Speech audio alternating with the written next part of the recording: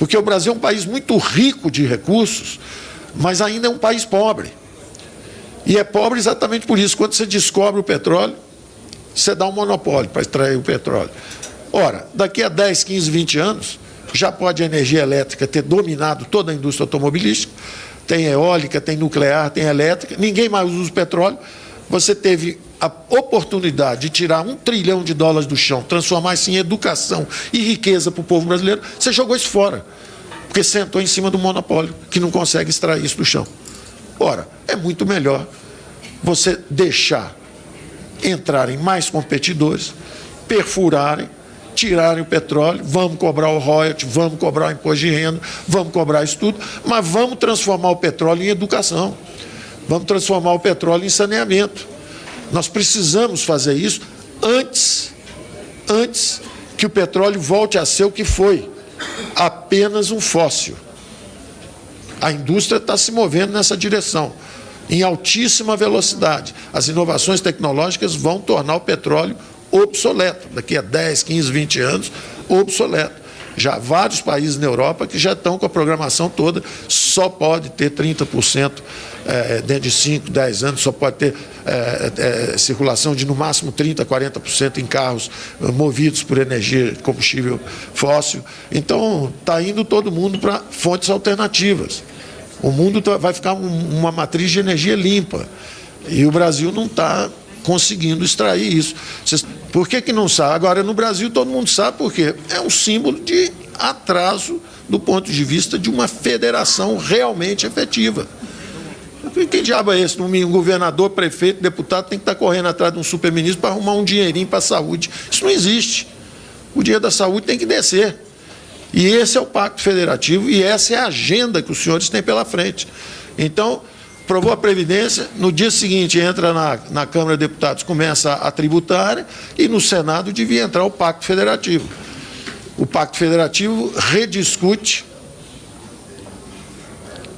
a vinculação, a obrigação, o dinheiro carimbado.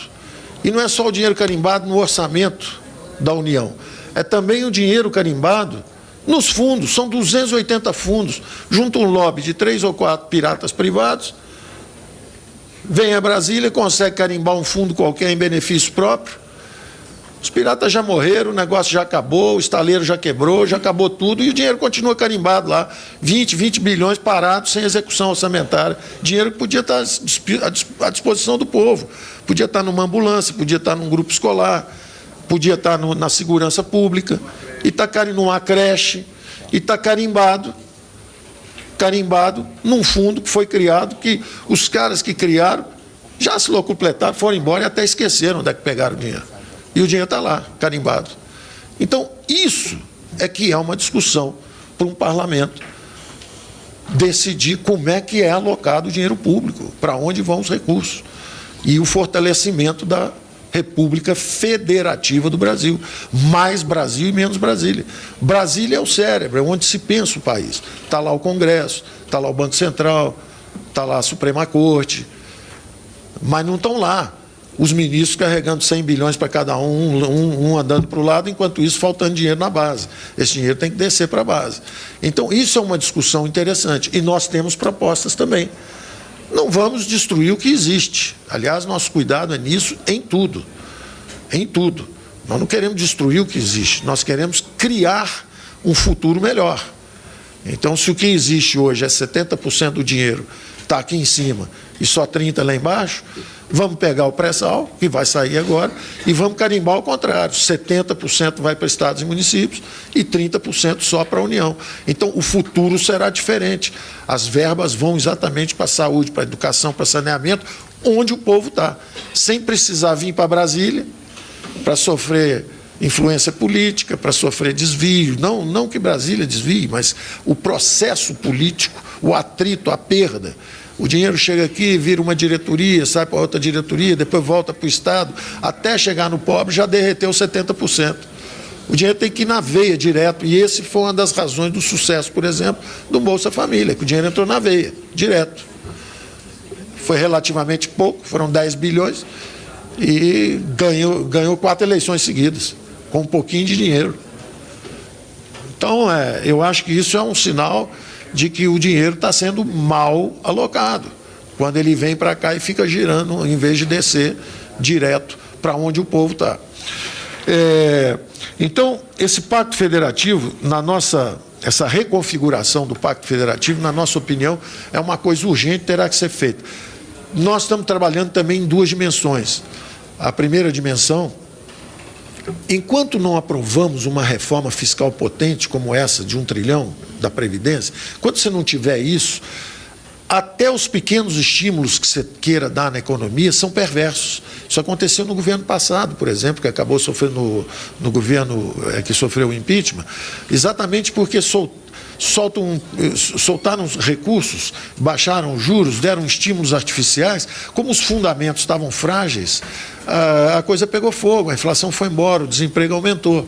Então você não pode fazer esses movimentos sem os fundamentos corrigidos. Na hora que você aprova os fundamentos, você tem a garantia de 10, 15 anos pela frente, você pode começar a soltar estímulos. Você pode mexer no PIS/PASEP, o setor privado, e você pode fazer o PEF, que é o Plano de Equilíbrio Financeiro, que eu chamo também de Plano Mansueto, que é justamente sem distinção de oposição ou de situação, sem distinção. Quem quiser fazer as reformas, passa lá no Valderi, passa lá no Mansueto e o dinheiro está lá. Então, justamente como os governadores chegaram e já pegaram o Estado quebrado, já pegaram a prefeitura quebrada, os prefeitos também, os prefeitos estão há mais tempo até, mas os governadores particularmente pegaram o Estado quebrado. Se eles se dispõem a fazer mudanças, em vez de ele sair com um tanque vazio e daqui a 4 anos ele entrega com o tanque cheio, nós botamos o tanque dele cheio agora, e ele entrega com meio tanque lá na frente, para ele poder fazer um governo razoável. Agora, ele tem que se comprometer com os ajustes que todo mundo está fazendo. Quer dizer, não pode o Brasil todo fazendo ajustes e aí os governadores ou prefeitos acham que vão sair dando aumento para funcionalismo público. Não pode. O mais urgente é saúde, é educação. O urgente não é o aumento dos recursos para a própria máquina consumir, é justamente o atendimento da população. Então, nós temos essas duas dimensões muito claras para nós. Primeiro, uma ajuda daqui até os próximos 1, 2, 3 anos, que é o Plano Mansueto. É uma ajuda de 1, 2, 3 anos para quem quiser fazer o ajuste. Agora, o futuro é muito mais importante, que é o dinheiro do pré-sal. É a descentralização. Essa é a essência do Pacto Federativo. Esse dinheiro do pré-sal, aí nós estamos falando de 20 a 30 anos e estamos falando de entre 500 bilhões de dólares é o mínimo das reservas estimados. Então, nós estamos falando aí de 2 trilhões de reais nos próximos 20 anos. Isso é o mínimo das reservas. Podendo chegar a 800, 900 bilhões, quase 1 trilhão de dólares. Isso vai sair do chão se nós permitirmos. Porque o Brasil é um país muito rico de recursos, mas ainda é um país pobre. E é pobre exatamente por isso. Quando você descobre o petróleo, você dá um monopólio para extrair o petróleo. Ora, daqui a 10, 15, 20 anos, já pode a energia elétrica ter dominado toda a indústria automobilística, tem eólica, tem nuclear, tem elétrica, ninguém mais usa o petróleo. Você teve a oportunidade de tirar 1 trilhão de dólares do chão, transformar isso em educação e riqueza para o povo brasileiro, você jogou isso fora, porque sentou em cima do monopólio, que não consegue extrair isso do chão. Ora, é muito melhor você deixar entrarem mais competidores, perfurarem, tirarem o petróleo, vamos cobrar o royalty, vamos cobrar o imposto de renda, vamos cobrar isso tudo, mas vamos transformar o petróleo em educação, vamos transformar o petróleo em saneamento. Nós precisamos fazer isso antes que o petróleo volte a ser o que foi, apenas um fóssil. A indústria está se movendo nessa direção, em altíssima velocidade. As inovações tecnológicas vão tornar o petróleo obsoleto. Daqui a 10, 15, 20 anos, obsoleto. Já há vários países na Europa que já estão com a programação toda, só pode ter 30%, dentro de 5, 10 anos, só pode ter circulação de no máximo 30%, 40% em carros movidos por energia, combustível fóssil. Então, está indo todo mundo para fontes alternativas. O mundo vai ficar uma matriz de energia limpa. E o Brasil não está conseguindo extrair isso. Vocês estão vendo agora, está acontecendo agora. Nós estamos conversando aqui, houve uma competição de 81 grupos, caiu para 20, caiu para 8, caiu para 3, um ofereceu 8 bilhões de dólares, 8,2, outro 8,4, outro 8,6 bilhões, um ganhou, na hora que ganhou, teve um questionamento na justiça.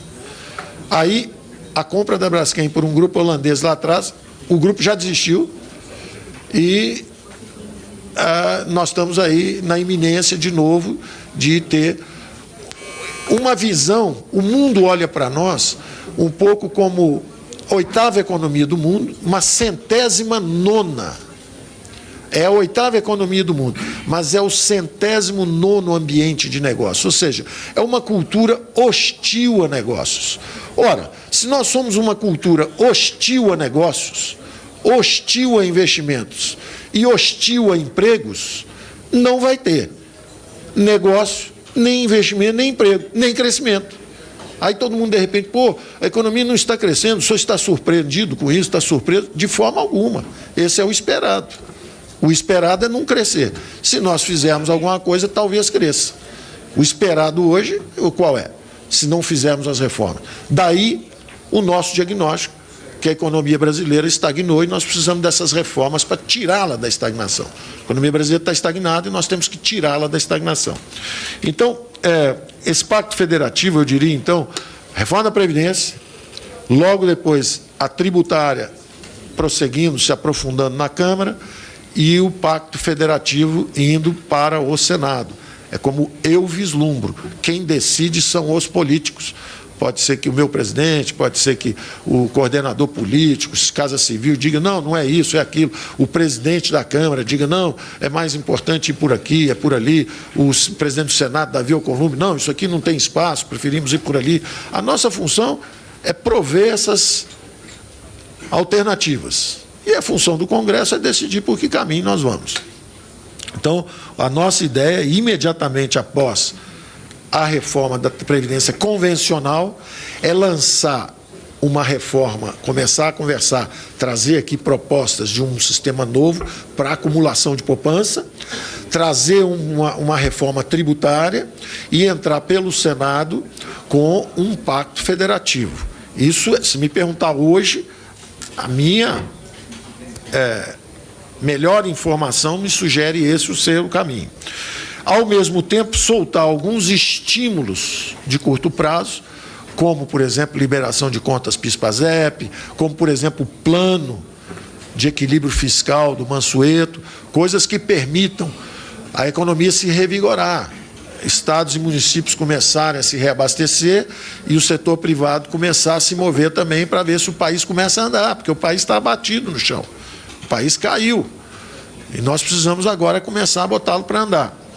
Então, ao mesmo tempo, nós estamos também andando do ponto de vista é importante saberem que há progressos também no fronte externo.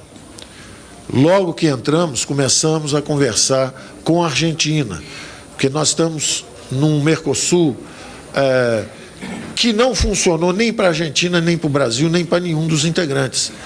Todo mundo ficou para trás. Todo mundo está no Mercosul, foi ficando para trás. O comércio não cresceu, o crescimento continua baixo, tem uma crise na Argentina, tem uma crise aqui também. Então, nós começamos imediatamente conversas com o governo da Argentina, dizendo, olha, nós precisamos nos movimentar. E conversamos também com a União Europeia. Os senhores viram que nós fomos também aos Estados Unidos. Isso foi mais noticiado, porque o Trump é notícia, os Estados Unidos são sempre mais notícia, mas o fato é que nós tivemos muito mais vezes conversando com argentinos e estamos conversando com os europeus do que só uma viagem para conversar com os americanos. E nós estamos conseguindo progredir também nessa dimensão. E nós estamos conseguindo também progredir nessa dimensão, porque nós estamos... Possivelmente há 3, 4 semanas é possível. Eu não gosto de falar coisas que podem também ter uma probabilidade, sei lá, 10% ou 20% de não acontecer, 70%, 80% aí, de repente, de acontecer, que é fazermos finalmente um acordo com os argentinos. Nós estamos há 10 anos negociando e não conseguimos fazer o acordo. E com os europeus nós estamos há 20 anos conversando e não fechamos um acordo. é possível que consigamos isso. Então, na parte externa, nós podemos estar entrando para a OECD, quer dizer, isso não é rápido, isso é coisa de 2 anos, 2 anos. Já fazer o acordo comercial com a União Europeia é coisa mais rápida, porque já está andando há 20 anos. Então, nós, quando entramos, falamos, olha, nós não queremos ficar conversando. Ou nós fechamos o acordo, ou nós paramos as conversas. Não adianta ficar conversando 20 anos com alguém. Alguém conversa 20 anos com você e não faz nada, não quer fazer negócio. Então, nós fomos relativamente duros, tanto com a Argentina quanto com a União Europeia, dizendo, olha, se vocês querem negócio, nós vamos conversar 2, 3 meses. Quem conversa 20 anos e não fecha nada, é porque não está afim de conversar, nós não vamos perder muito tempo. Então, nós tivemos uma postura, mas fizemos a mesma coisa com os americanos. Queremos fazer a OECD, queremos apoio para entrar na OECD. Não queremos ficar aqui trocando só conversinha, eu te mando etanol, você recebe meu açúcar, tudo bem, isso aí nós conversamos, mas nós queremos mais do que isso. Nós queremos mais do que isso. Nós queremos realmente, o Brasil precisa começar sua modernização. E essas conversas também estão progredindo. E nós tivemos uma postura dura sempre. Não tem uma conversa... A conversa é dura. É uma conversa dura, porque nós sabemos que está tendo uma guerra mundial por empregos. Só que nós estamos na contramão. Eles estavam crescendo 20 anos, o comércio internacional crescendo 20 anos, eles começaram a brigar agora. Nós estamos fora da briga, nós estamos chegando agora. Eles é que estão brigando, nós estamos fazendo negócio com quem queira fazer negócio. Então, o americano quer que a gente brigue com os chineses, nós não vamos brigar com os chineses querem que a gente brigue com eles, não. Nós vamos... O Brasil é uma nação aberta culturalmente e vamos negociar com todos. Então, estamos avançando nessa dimensão também. Outra coisa que nós estamos fazendo é na dimensão do setor público também. Que é justamente o seguinte...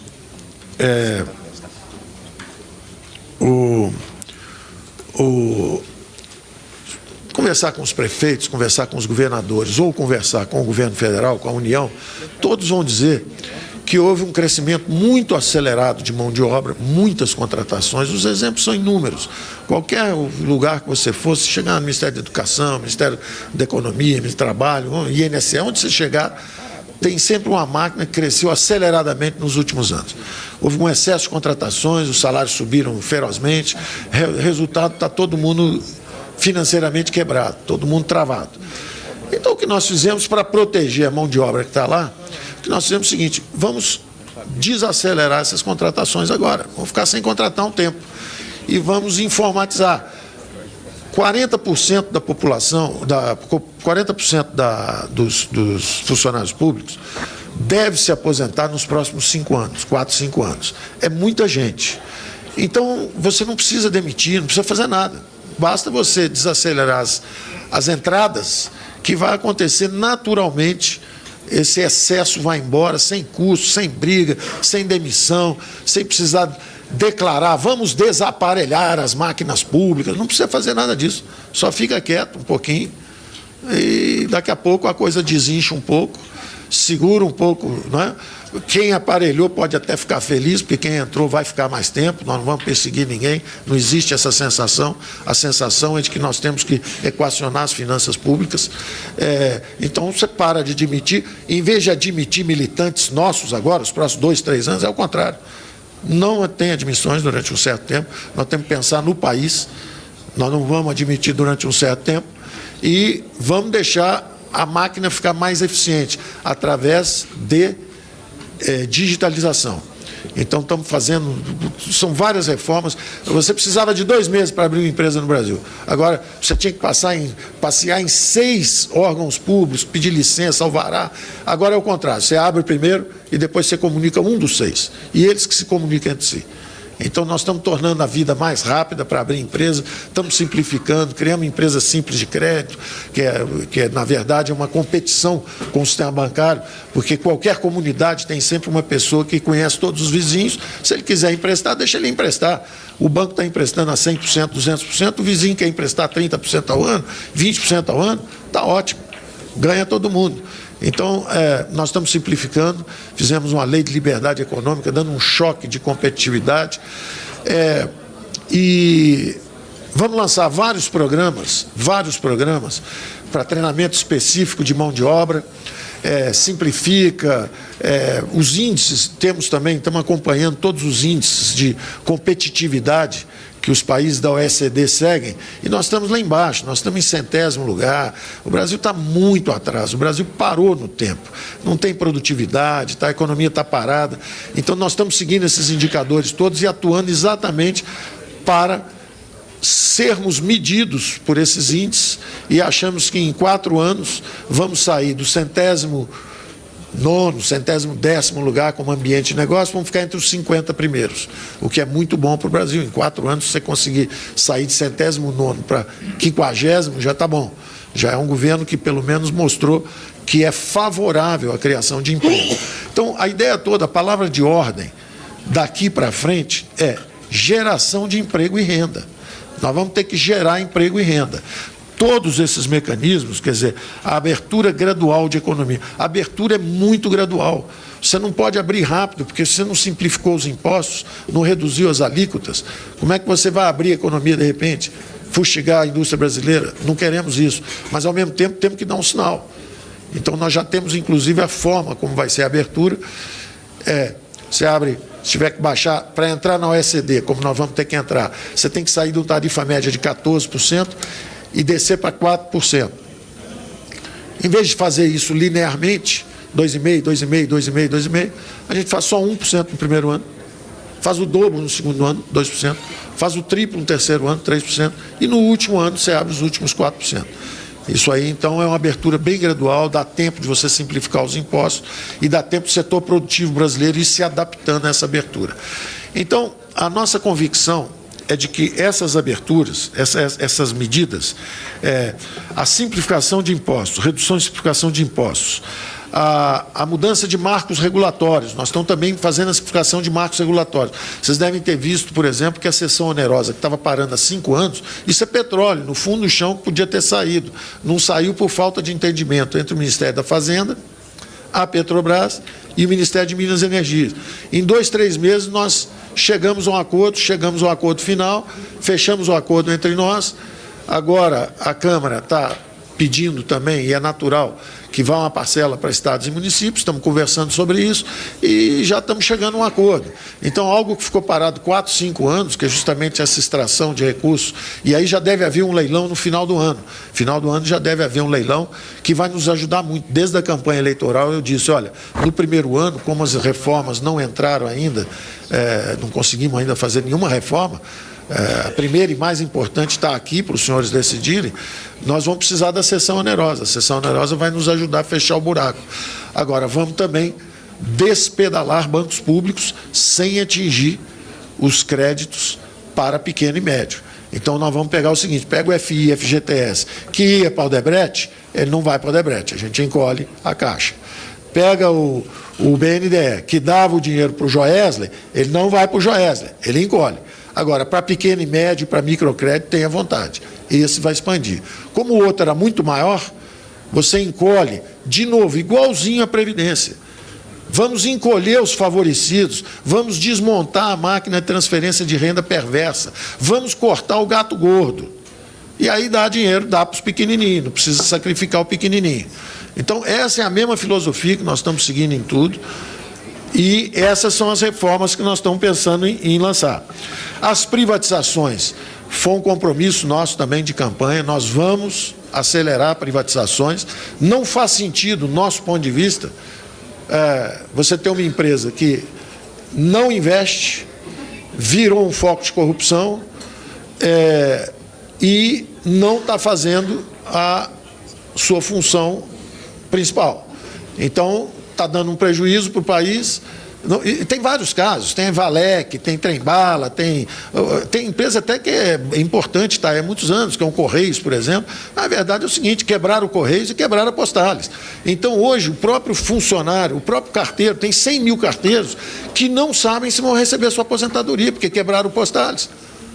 Agora, se você fizer uma privatização e arrecadar recursos suficientes, você garante a aposentadoria também do carteiro. Quebrar a empresa, mas nós não podemos deixar o pessoal sem defesa. Apesar deles terem um compromisso, eles deviam ter defendido sua própria aposentadoria e seus próprios recursos. A população deu dinheiro para eles e falou, tome conta disso para nós. O dinheiro sumiu, ainda quebraram a aposentadoria deles. Então, isso tudo nós estamos atacando. Estamos fazendo uma fusão da SUSEP com a Previc, vamos criar uma super agência de regulação para aumentar esse tipo de fiscalização. Então, são coisas, tem coisas que não são constitucionais, a gente não precisa trazer aqui, mas nós estamos fazendo. Então, tem uma mulher que vai ser a presidente dessa fusão de Previc com SUSEP, que é uma agência de regulação. Então, em resumo, a Previdência é um passo inicial. Imediatamente após vem o Pacto Federativo, que eu acho que é um tema extraordinário para a classe política. É uma oportunidade da classe política, perante a opinião pública, assumir o protagonismo. Em vez de ficar na defesa, sob acusações, etc., ela dá um passo à frente e assume o protagonismo. E vamos discutir os orçamentos públicos no Brasil, inclusive os fundos que estão carimbados. Isso é um programa para um ano e 3 meses aí para a eleição. Isso é bom para a oposição, é bom para a situação, é bom para todo mundo. Toda a classe política dizendo, olha, eu quero o dinheiro onde o povo está, eu quero trazer os recursos, eu quero descentralizar. Isso é uma boa bandeira para uma classe política assumir o protagonismo. Porque hoje esse dinheiro ou está carimbado ou está na mão de ministros, quando devia, na verdade, estar descentralizado. Então, nós vamos fazer o Pacto Federativo, reforma da Previdência, imediatamente após tributária, Pacto Federativo, acelerar as privatizações, abertura da economia, descentralização.